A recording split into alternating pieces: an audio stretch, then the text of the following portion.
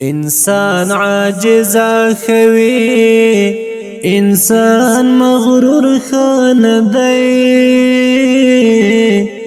کبر درب صفت دی کبر غرور خان دی ټول د آدم زامن یو نوم د تربور خان دی یو باسوا دا شخصیت دبل مزدور خن دی والور خړل ګناه دا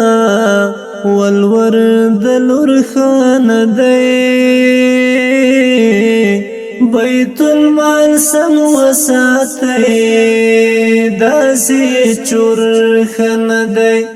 دانش ملنک خوار دی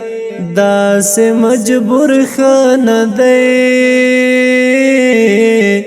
دانش ملنک خوار دی دمر مجبور خان دی دانش ملنک خوار دی